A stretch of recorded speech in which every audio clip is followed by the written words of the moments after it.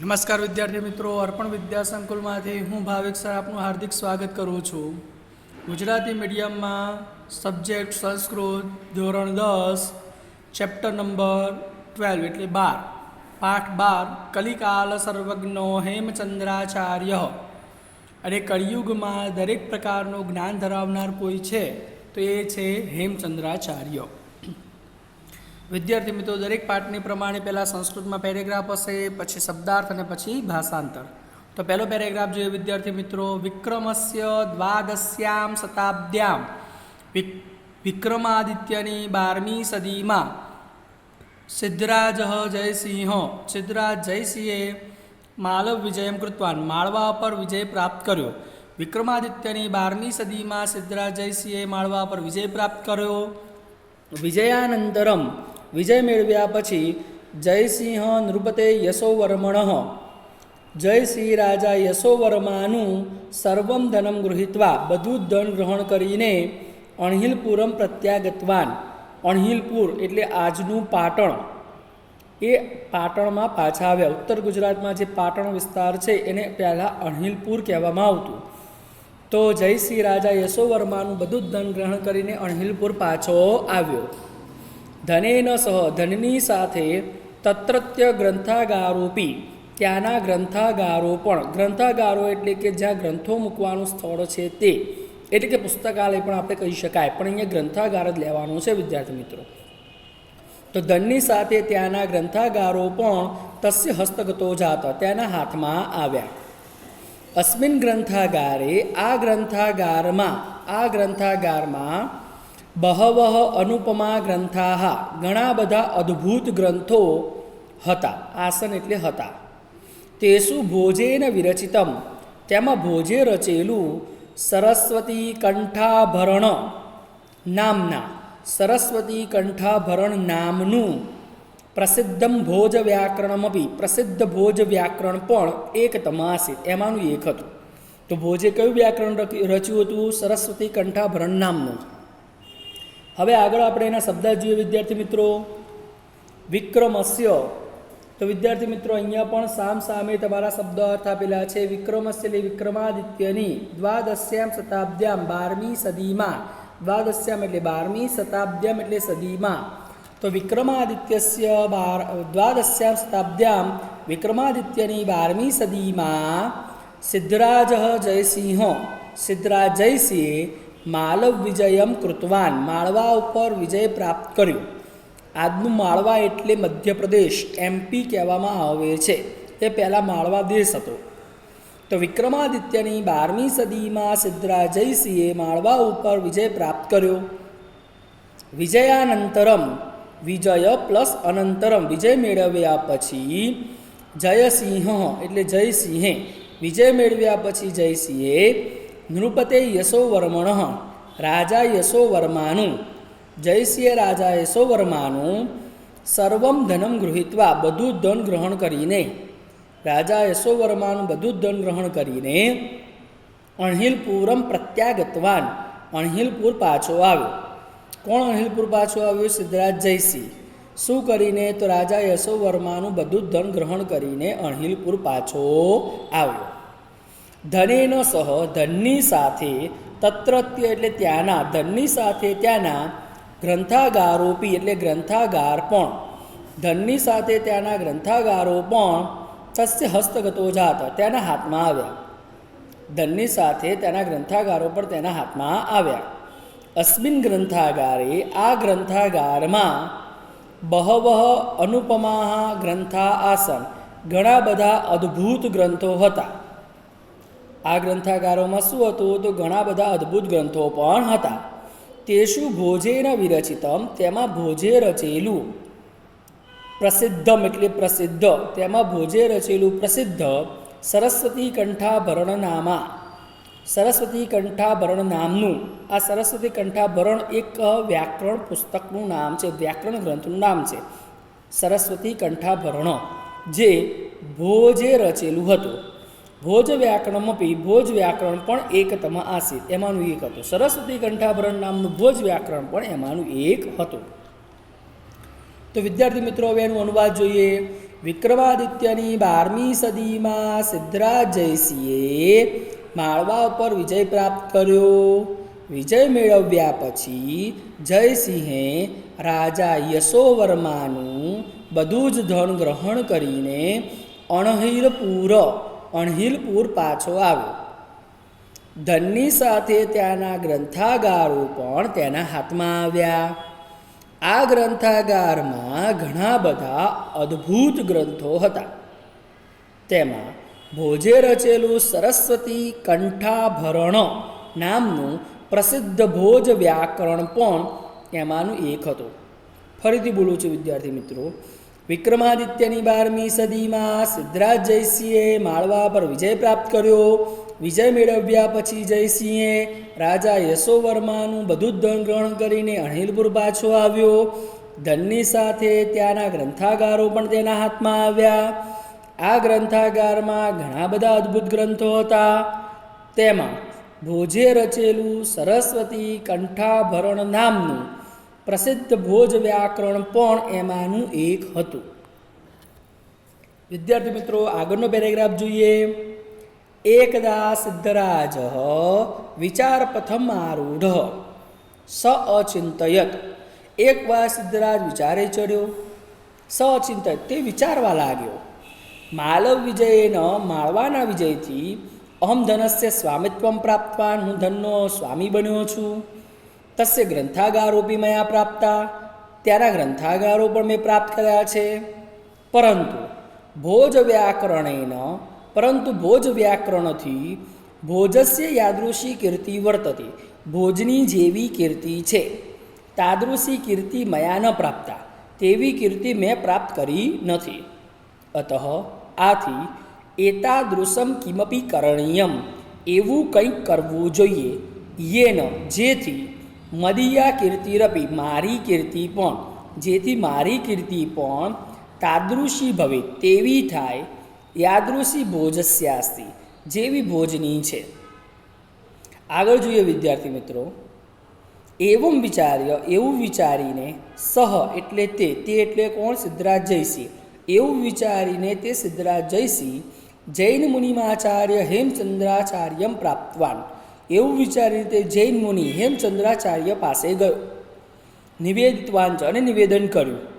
અહીં આચાર્ય વર્યાહા, અરે આચાર્ય મહોદય, ભવંતો તમે ભોજ વ્યાકરણ સદૃશમ, ભોજ વ્યાકરણ જેવું જ વ્યાકરણ વિરચંતુ, વ્યાકરણ રચો. તમે ભોજ વ્યાકરણ જેવું જ વ્યાકરણ રચો. યેન ભવતામ મમ ચ કીર્તિ, જેનાથી તમારી અને મારી કીર્તિ અમરા ભવેત, અમર થાય. ઇતિ. હવે શબ્દાર્થ જોઈએ વિદ્યાર્થી મિત્રો. અહીંયા પણ શબ્દાર્થ તમારા સામે છે. એકદા સિદ્ધરાજ, એકવાર સિદ્ધરાજ વિચાર પ્રથમ આરૂઢ, વિચારે ચડ્યો. એકવાર સિદ્ધરાજ વિચારે ચડ્યો. સ અચિંતય, તે વિચારવા લાગ્યો. માલવ વિજયન, માળવાના વિજયથી ધનસ્ય સ્વામિત્વમ પ્રાપ્તવાન, ધનનો સ્વામી બન્યો છું. એટલે એકવાર સિદ્ધરાજ વિચારે ચડ્યો, તે વિચારવા લાગ્યો. માળવાના વિજયથી ધનનો સ્વામી બન્યો છું. તસ્ય ગ્રંથાગાર અપી, તેના ગ્રંથાગારો પણ મયા પ્રાપ્ત, મેં પ્રાપ્ત કર્યા છે. તેના જે ગ્રંથાગારો હતા એ પણ મેં પ્રાપ્ત કર્યા છે. પરંતુ ભોજ વ્યાકરણથી ભોજની યાદૃશી કીર્તિ વર્તતે, જેવી કીર્તિ છે. પરંતુ ભોજ વ્યાકરણથી ભોજની જેવી કીર્તિ છે. તાદૃશી કીર્તિ, તેવી કીર્તિ મયા ન પ્રાપ્તા, મેં પ્રાપ્ત કરી નથી. અતઃ આથી એતાદૃશમ કિમપી કરણીયમ, એવું કંઈક કરવું જોઈએ. યેન, જેથી મદીયા કીર્તિ, મારી કીર્તિ પણ તાદૃશી ભવે, તેવી થાય. યાદૃશી ભોજસ્ય અસ્તિ, અથવા ભોજસ્યાસ્તિ, ભોજ જેવી થાય, એટલે ભોજની છે. તો મારી કીર્તિ પણ તેવી થાય જેવી ભોજની છે. આગળ જોઈએ વિદ્યાર્થી મિત્રો બીજા પેરેગ્રાફના શબ્દાર્થ. એવમ વિચાર્ય સહ, એવું વિચારીને તે જૈન મુનિમાચાર્ય હેમચંદ્રાચાર્યમ, એટલે જૈન મુનિ આચાર્ય હેમચંદ્રની પ્રાપ્તવાન પાસે ગયો. જૈન મુનિ આચાર્ય હેમચંદ્રની પાસે ગયો. નિવેદિતવાન છો, નિવેદન કર્યું. હવે અહીંયા વિદ્યાર્થી મિત્રો આગળ ની એ કટ થઈ ગયો. નિવેદિતવાન, વેદિતવાનના બદલે નિવેદિતવાન છો, નિવેદન કર્યું. આચાર્ય વર્યા, અરે આચાર્ય મહોદય, ભવંતુ એટલે તમે પણ, અરે આચાર્ય મહોદય તમે પણ ભોજ વ્યાકરણ સદૃશમ, ભોજ વ્યાકરણ જેવું, સદૃશમ એટલે જેવું, ભોજ વ્યાકરણ એટલે ભોજ વ્યાકરણ, તમે પણ ભોજ વ્યાકરણ જેવું જ વ્યાકરણ વિરચંતુ, વ્યાકરણ રચો, તમે પણ ભોજ વ્યાકરણ જેવું જ વ્યાકરણ રચો. યેન જેથી, ભવતામ એટલે તમારી, યેન ભવતામ જેથી તમારી, મમ ચ અને મારી, કીર્તિ એટલે કીર્તિ, તમારી અને મારી કીર્તિ અમારા ભવિત અમર થાય. તમારી અને મારી કીર્તિ કેવી થાય? અમર થાય. અનુવાદ જોઈએ વિદ્યાર્થી મિત્રો. એકવાર સિદ્ધરાજ વિચારે ચડ્યો, તે વિચારવા લાગ્યો કે માળવાના વિજયથી હું ધનનો સ્વામી બન્યો છું. તો અહીંયા વિદ્યાર્થી મિત્રો વિજથી છે, વિજયથી, ય કટ થઈ ગયો છે, વિજયથી. એકવાર સિદ્ધરાજ વિચારે ચડ્યો, તે વિચારવા લાગ્યો કે માળવાના વિજયથી હું ધનનો સ્વામી બન્યો છું, એટલે ધનનો માલિક બન્યો છું. તેના ગ્રંથાગારો પણ મેં પ્રાપ્ત કર્યા છે.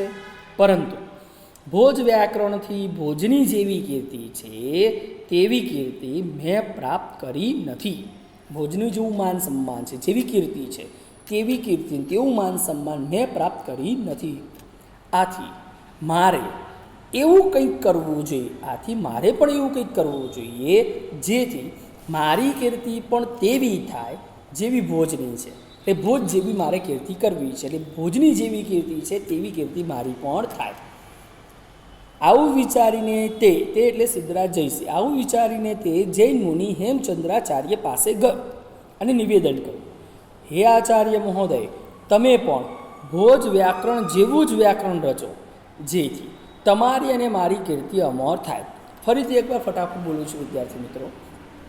એકવાર સિદ્ધરાજ વિચારે ચડ્યો, તે વિચારવા લાગ્યો કે માળવાના વિજયથી હું ધનનો સ્વામી બન્યો છું, તેના ગ્રંથાગારો પણ મેં પ્રાપ્ત કર્યા છે. પરંતુ ભોજ વ્યાકરણથી ભોજની જેવી કીર્તિ છે તેવી કીર્તિ મેં પ્રાપ્ત કરી નથી.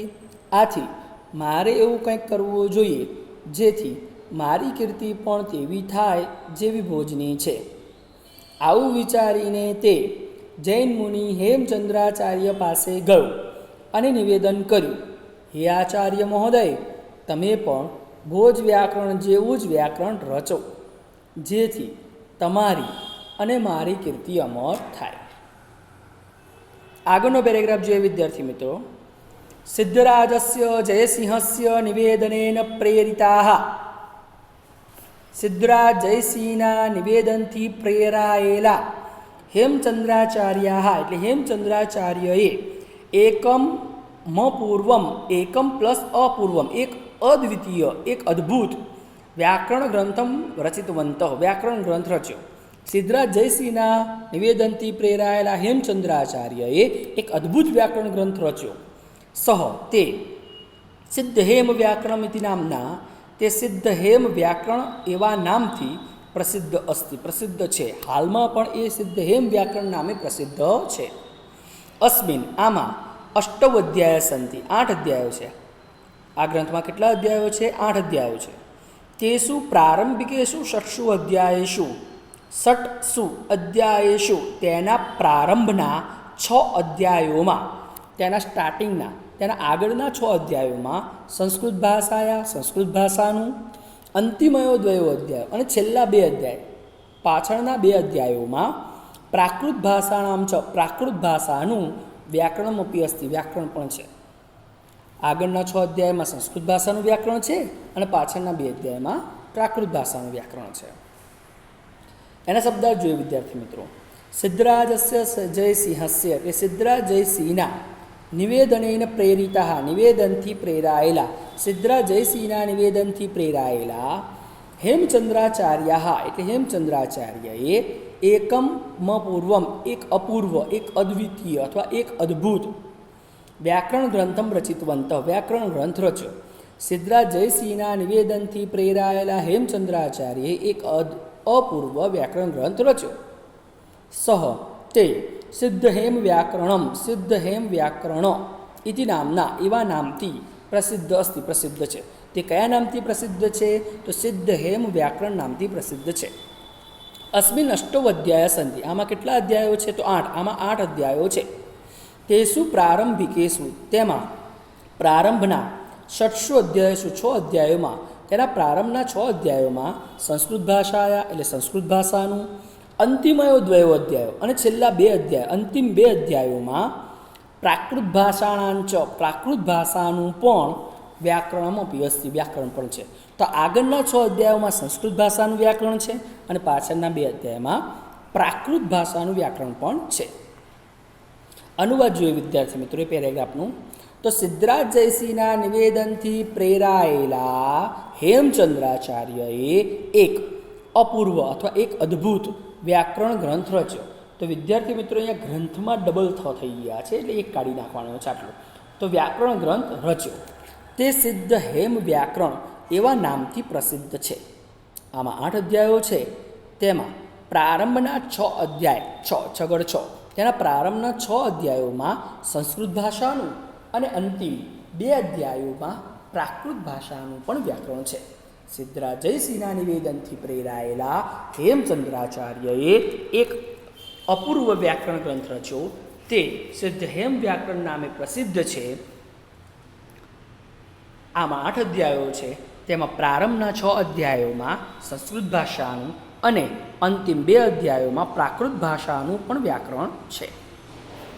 આગળ છેલ્લા 2 પેરેગ્રાફ છે વિદ્યાર્થી મિત્રો, પછી આ પાઠ આપણો પૂર્ણ થશે.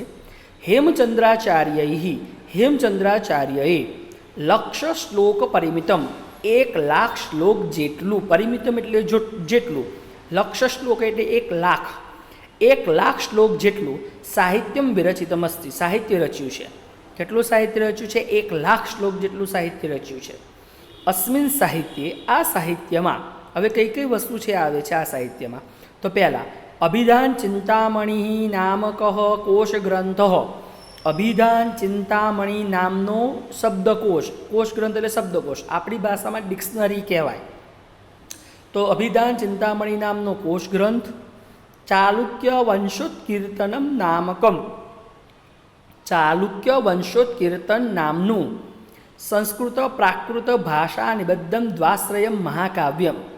તો સંસ્કૃત અને પ્રાકૃત બંને ભાષાનો આશ્રય લઈને બનાવવામાં આવેલું મહાકાવ્ય. આટલું મોટું ના બોલવું હોય વિદ્યાર્થી મિત્રો, શોર્ટકટ, સંસ્કૃત અને પ્રાકૃત ભાષાથી યુક્ત મહાકાવ્ય, સીધું. કાવ્યાનુશાસનમ નામક, કાવ્યાનુશાસન નામનો અલંકાર શાસ્ત્રીય ગ્રંથ, અલંકાર શાસ્ત્રીય ગ્રંથ, અલંકાર શાસ્ત્રીય ગ્રંથનું નામ શું છે? કાવ્યાનુશાસનમ. છંદોનુશાસનમ ચેત્યાદીના બહુનામ ગ્રંથાનામ સમાવેશો ભવતિ, અને છંદોનુશાસનમ આવા ઘણા બધા ગ્રંથોનો સમાવેશ થાય છે. તો અહીંયા કયા કયા ગ્રંથોની વાત કરી વિદ્યાર્થી મિત્રો?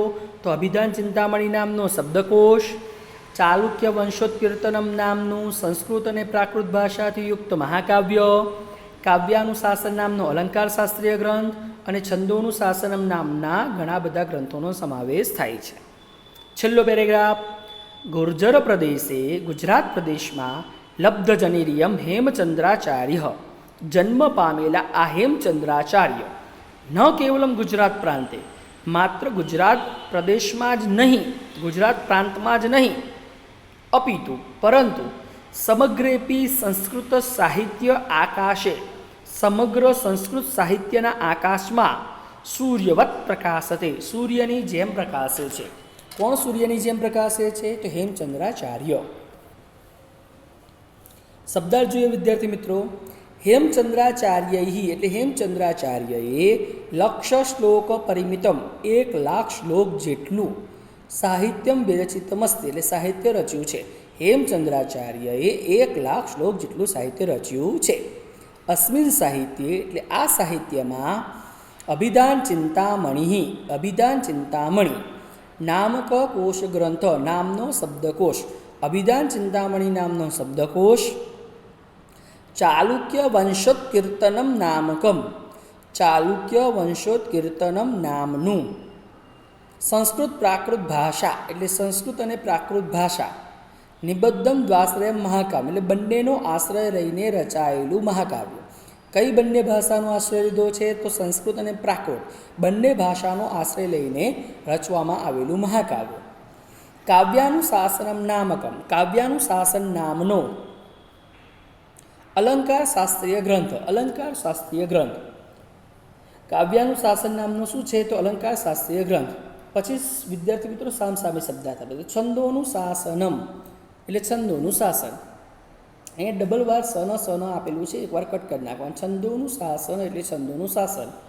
ઇત્યાદિનામ એટલે વગેરે. બહુનામ એટલે ઘણા બધા. ગ્રંથાનામ એટલે ગ્રંથોનું. ઘણા બધા ગ્રંથોનો સમાવેશો ભવતિ, સમાવેશ થાય, ઘણા બધા ગ્રંથોનો સમાવેશ થાય છે. ગુર્જર પ્રદેશ એટલે ગુજરાત પ્રદેશમાં લબ્ધ જનિરિયમ જન્મ પામેલા હેમચંદ્રાચાર્ય એટલે હેમચંદ્રાચાર્ય. ગુજરાત પ્રદેશમાં જન્મ પામેલા હેમચંદ્રાચાર્ય કેવલમ એટલે માત્ર. ગુજરાત પ્રાંતેન ગુજરાતમાં જ નહીં, માત્ર ગુજરાતમાં જ નહીં, અપિતુ પરંતુ સમગ્રેપી સંસ્કૃત સાહિત્યસ્ય સમગ્ર સંસ્કૃત સાહિત્યના આકાશ એટલે આકાશમાં, સમગ્ર સંસ્કૃત સાહિત્યના આકાશમાં સૂર્યવત એટલે સૂર્યની જેમ પ્રકાશતે પ્રકાશે છે. હેમચંદ્રાચાર્ય ખાલી ગુજરાતમાં જ નહીં પરંતુ સમગ્ર સંસ્કૃત સાહિત્યના આકાશમાં સૂર્યની જેમ પ્રકાશે છે. છેલ્લે વિદ્યાર્થી મિત્રો આપણે એના ભાષાંતર જોઈ લઈએ બંને પેરેગ્રાફના. તો પહેલા પેરેગ્રાફનું ભાષાંતર: હેમચંદ્રાચાર્યએ 1,00,000 શ્લોક જેટલું, હેમચંદ્રાચાર્યએ 1,00,000 શ્લોક જેટલું સાહિત્ય રચ્યું છે. આ સાહિત્યમાં અભિધાન ચિંતામણી નામનો શબ્દકોશ, ચાલુક્ય વંશોત્કીર્તનમ નામનું સંસ્કૃત અને પ્રાકૃત ભાષાથી યુક્ત, ચાલુક્ય વંશોત્કીર્તનમ નામનું સંસ્કૃત અને પ્રાકૃત ભાષાથી યુક્ત મહાકાવ્ય, કાવ્યાનુશાસન નામનો અલંકાર શાસ્ત્રીય ગ્રંથ અને છંદોનું શાસન વગેરે ઘણા બધા ગ્રંથોનો સમાવેશ થાય છે. તો અહીંયા કયા કયા ગ્રંથોનું નામ છે? અભિધાન ચિંતામણી, ચાલુક્ય વંશોત્કીર્તનમ, કાવ્યાનુશાસનમ અને છંદોનું શાસનમ. આ 4 ગ્રંથો છે. અભિધાન ચિંતામણી નામનો ગ્રંથ કયો છે? તો શબ્દકોશ, ડિક્શનરી છે. ચાલુક્ય વંશોત્કીર્તનમ શું છે? તો મહાકાવ્ય છે, એમના વંશો ઉપર લખેલું છે. કાવ્યાનુશાસનમ શું છે? તો અલંકાર શાસ્ત્રીય ગ્રંથ છે. અને છંદોનું શાસનમ શું છે? તો છંદશાસ્ત્ર છે. છેલ્લો પેરેગ્રાફ: ગુજરાત પ્રદેશમાં જન્મ પામેલા હેમચંદ્રાચાર્ય, ગુજરાત પ્રદેશમાં જન્મ પામેલા હેમચંદ્રાચાર્ય માત્ર ગુજરાતમાં જ નહીં પરંતુ સમગ્ર સંસ્કૃત સાહિત્યના આકાશમાં, ખાલી ગુજરાતમાં જ નહીં પરંતુ સમગ્ર સંસ્કૃત સાહિત્યના આકાશમાં સૂર્યની જેમ પ્રકાશે છે. હેમચંદ્રાચાર્ય સૂર્યની જેમ ક્યાં પ્રકાશે છે? તો સંસ્કૃત સાહિત્યના આકાશમાં, ખાલી ગુજરાતમાં જ નહીં પરંતુ સમગ્ર સંસ્કૃત સાહિત્યના આકાશમાં સૂર્યની જેમ પ્રકાશે છે.